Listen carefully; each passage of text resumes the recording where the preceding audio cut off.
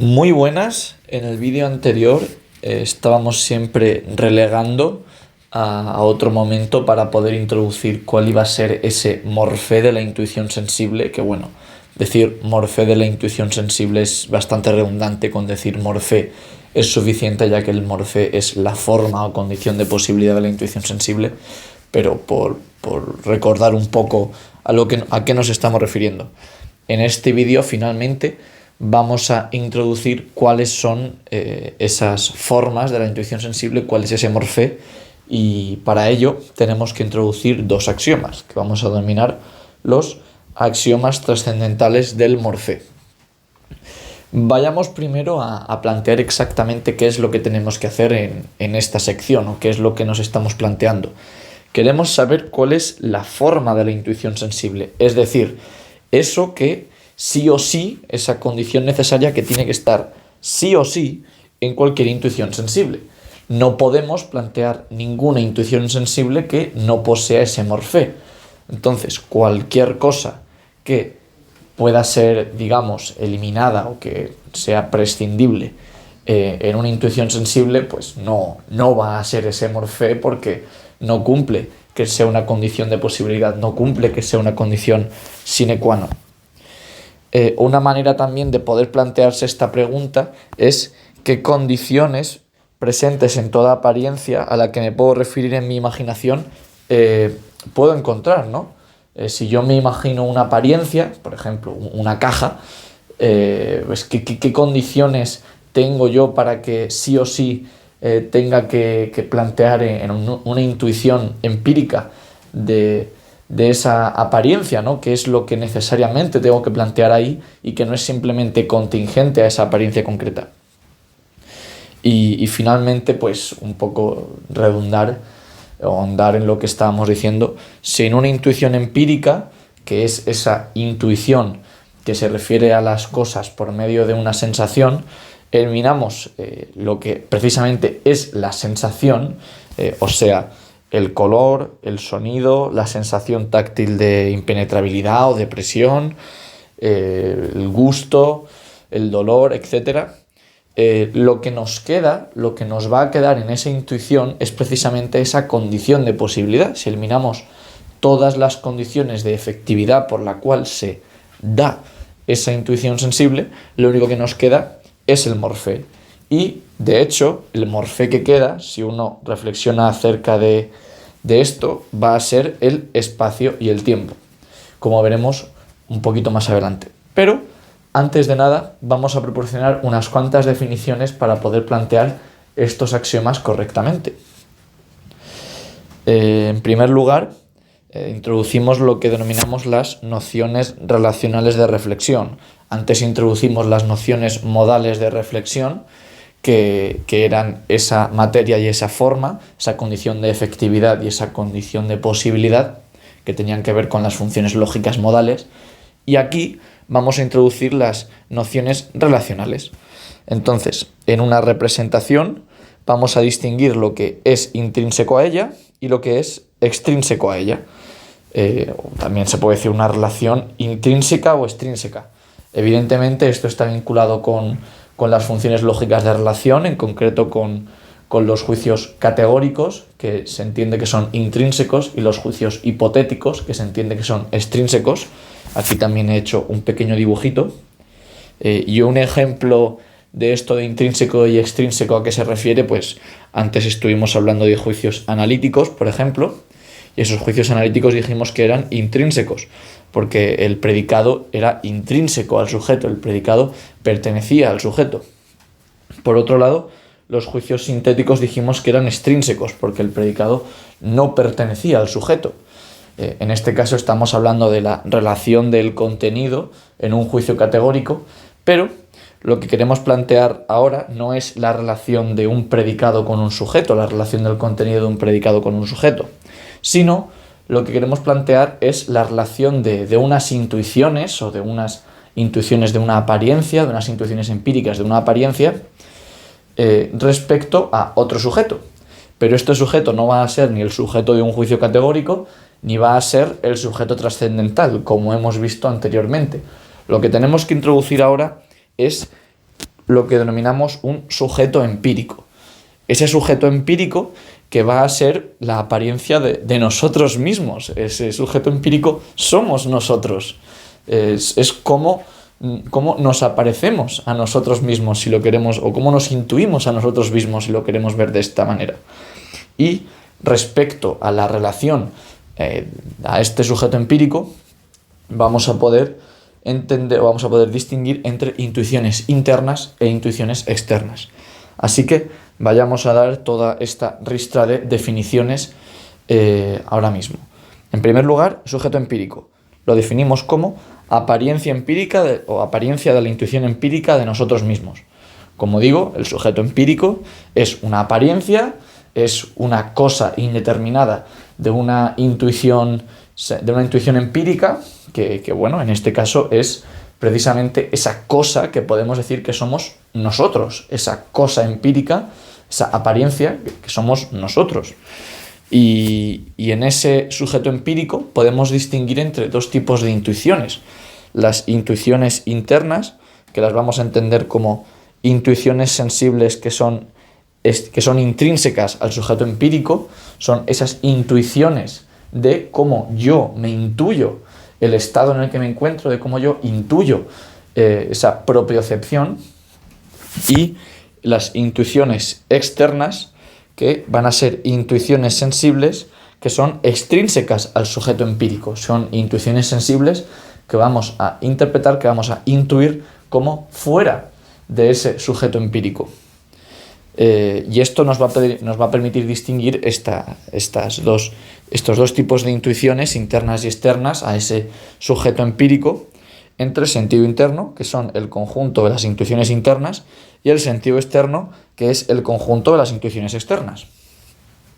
Una vez dicho esto, podemos introducir también las apariencias, que no van a ser las apariencias del sentido interno, porque la apariencia del sentido interno es el sujeto empírico, sino que va a ser la apariencia del sentido externo. Por lo tanto, definimos apariencias externas como apariencias de una intuición externa o apariencias del sentido externo, que uno se puede imaginar perfectamente lo que son esas apariencias externas. Son esas cosas que están fuera de nosotros. Estoy yo, que soy esa cosa que está aquí, que es interna, y luego están esas cosas que están ahí afuera. Por lo tanto, esta distinción, que a estas etapas es muy embrionaria y que tampoco podemos ganar mucho de momento, va a ser muy importante para lo que viene ahora, porque precisamente vamos a introducir ese morfé.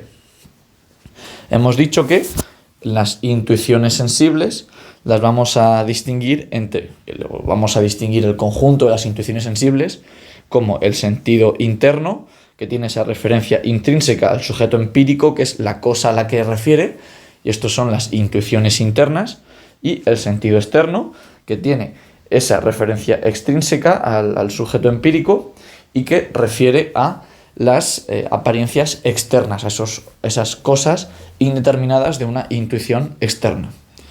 Vayamos, por lo tanto, con el primer axioma del morfé. El primer axioma trascendental del morfé dice lo siguiente: el espacio o topos es el morfé de toda intuición externa, es decir, el morfé del sentido externo. ¿Qué estamos queriendo decir aquí? Pues que toda intuición externa va a tener una forma, y esa forma va a venir dada por ese espacio. Y, como se pueden ustedes imaginar, la consecuencia más inmediata de este axioma es que toda apariencia de una intuición externa tiene forma espacial. Toda apariencia externa a nosotros, externa al sujeto empírico, va a ser una apariencia en el espacio, va a tener forma espacial.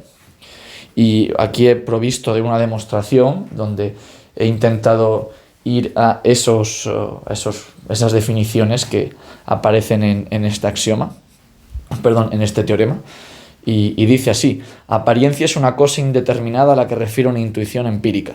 Una intuición empírica es una intuición sensible que se da con una sensación, y por lo tanto está sujeta a las condiciones formales de toda intuición sensible. Es decir, el morfé, una intuición empírica, es una especie de intuición sensible, por lo tanto está condicionada por lo mismo que esté condicionada la intuición sensible en general. Por lo tanto, toda apariencia, a la cual refiero inmediatamente por medio de una intuición empírica, recordemos que una apariencia es una cosa indeterminada de una intuición empírica, está sujeta a las condiciones del morfé, porque si es la manera a la que inmediatamente me puedo referir a una apariencia, esa intuición empírica, entonces la apariencia también está sujeta, también está condicionada por ese morfé. Ese morfé también es condición de posibilidad de la referencia a esa apariencia. Por lo tanto, dado el primer axioma que hemos planteado, este primer axioma trascendental del morfé, toda intuición externa debe tener forma espacial. Así que toda apariencia o una intuición externa debe estar sujeta a la forma del sentido externo, véase el espacio. Es decir, que toda apariencia externa, toda cosa que esté fuera de nosotros, que sea extrínseca al sujeto empírico, va a ser una cosa en el espacio, va a tener una forma espacial. Como digo, de momento esto puede parecer un poco confuso, que hayamos introducido esto del axioma aquí, pero lo veremos más adelante. Tampoco creo que piensen ustedes que esto es falso, simplemente les puede parecer confuso a estas alturas, pero necesito que vayamos desarrollando estos axiomas y teoremas y ahora después vamos a elucidar esto del espacio y el tiempo, cómo funcionan exactamente. Segundo axioma trascendental del morfé. En el primer axioma hemos hablado de ese sentido externo, de esa intuición externa y hemos introducido el espacio.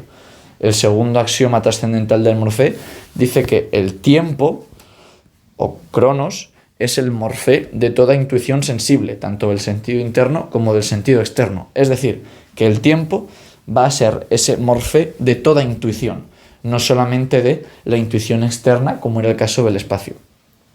Por lo tanto, empleando una demostración muy similar o muy análoga a la que hemos proporcionado antes, solamente que aquí en lugar de apariencia externa o apariencia de una intuición externa vamos a decir apariencia en genérico, pues podemos decir que toda apariencia, interna o externa, tiene forma temporal.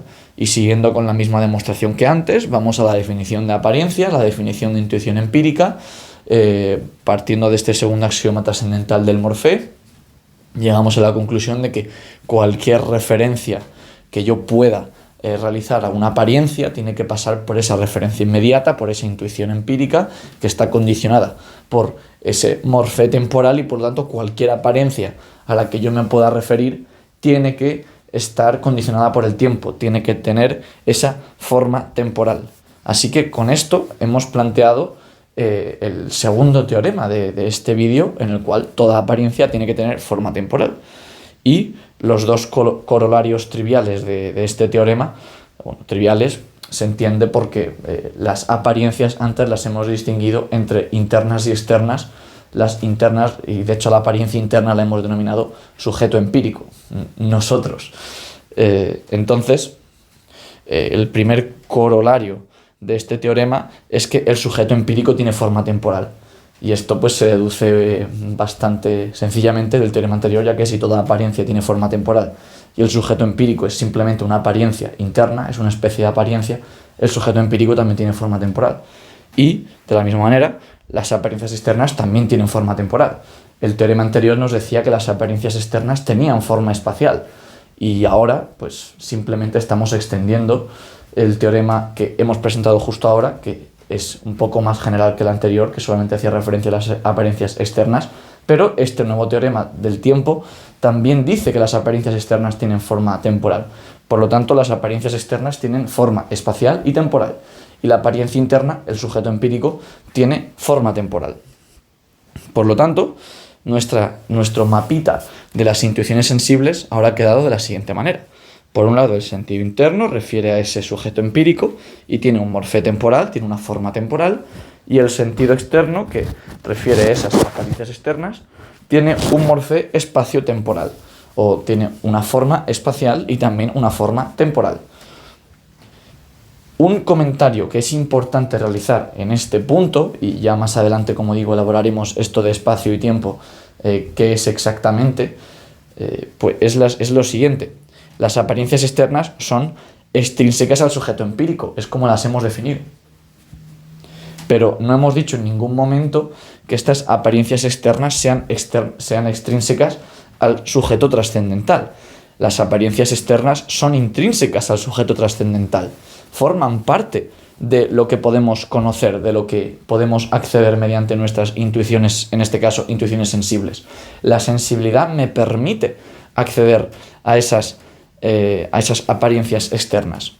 Y por lo tanto, estamos siempre dentro de lo que denominamos en su momento ese idealismo trascendental cuando hablamos de apariencias externas. De hecho, el espacio y el tiempo están también dentro del sujeto trascendental. Por supuesto, el espacio no podemos decir que es intrínseco al sujeto empírico, ya que el espacio es extrínseco al sujeto empírico. Pero al sujeto trascendental son intrínsecos ambos, espacio y tiempo.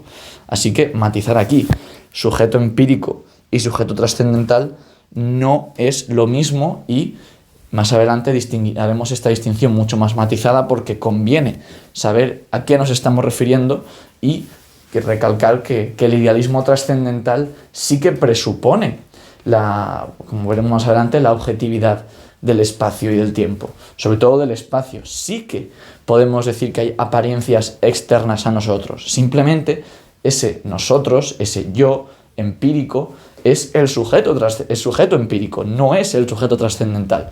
El sujeto trascendental es esa noción abstracta que introducimos de esas facultades trascendentales. Y lo que escapa al sujeto trascendental no son las apariencias empíricas, las apariencias externas, no son las cosas fuera de nosotros. Lo que escapa al sujeto trascendental son las cosas en sí mismas. Las cosas fuera de nosotros, las apariencias externas, simplemente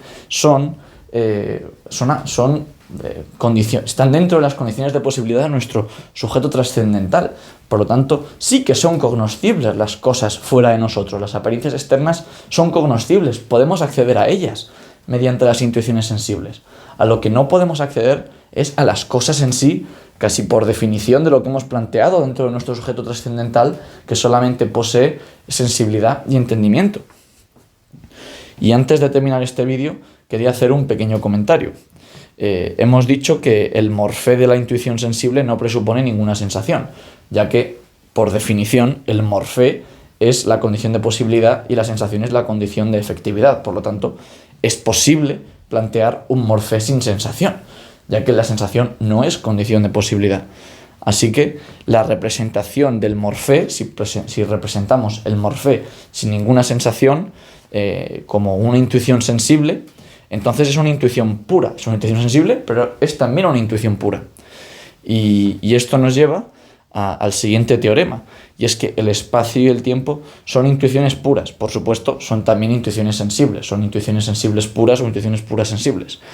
La demostración es relativamente sencilla por lo que ya hemos planteado, puesto que las representaciones de espacio y tiempo forman el morfé de la intuición sensible, gracias a los axiomas trascendentales del morfé, son por lo tanto la condición de posibilidad de la intuición sensible. Como la sensación es la materia de una intuición sensible, no es condición de posibilidad de esta, es posible plantear una intuición sensible que tenga meramente morfé y no presuponga sensación, porque si no la sensación sería morfé, y esto es precisamente una contradicción en los términos de lo que hemos definido previamente. Puesto que una representación que no presupone ninguna sensación es una representación pura, entonces la intuición sensible que sea un mero morfé, una intuición sensible que no presuponga ninguna sensación, que sea simplemente esa condición de posibilidad de toda intuición sensible, tiene que ser una intuición pura, además de una intuición sensible. Justamente el espacio y el tiempo son ese morfé. Así que, en el caso del espacio, es el morfé de la intuición externa, y en el caso del tiempo es el morfé de toda intuición. Así que ambos morfés, como representaciones, son intuiciones puras. Es aquí donde empieza a cobrar algo de sentido eso de intuición pura que hayamos planteado antes, ya que parecía un oxímoron eso de plantear intuiciones sensibles que fuesen puras, precisamente porque cuando hablamos de sensibilidad parece que la vinculación con la sensación y con lo empírico es bastante directa, pero eso es debido a una pequeña confusión que se puede producir si confundimos sensible con sensación o si relacionamos sensible con sensación. Sensible está vinculado con sensibilidad, no con sensación. Lo que está vinculado con sensación es empírico. Sensible se refiere a una representación que está originada en la sensibilidad. Empírico se refiere a una representación que refiere a una cosa por medio de una sensación, y la sensación es la materia de la intuición sensible. Así que es perfectamente planteable y no es contradictorio una intuición sensible que no tenga sensación, que sea simplemente condición de posibilidad, que sea morfé, es decir, el espacio y el tiempo. Por lo tanto, como vemos en el siguiente esquemita, la intuición sensible, además de en intuición externa e intuición interna, también podemos dividirla en intuición empírica, que es ese morfé más esa sensación, es esa condición de posibilidad más esa condición de efectividad, y la intuición pura, que va a ser simplemente el morfé, ese espacio y ese tiempo, abstrayéndonos de toda sensación que contengan en ellos. Y esto lo vamos a desarrollar precisamente ahora en los próximos vídeos, donde expondremos las nociones de espacio y de tiempo. Un saludo.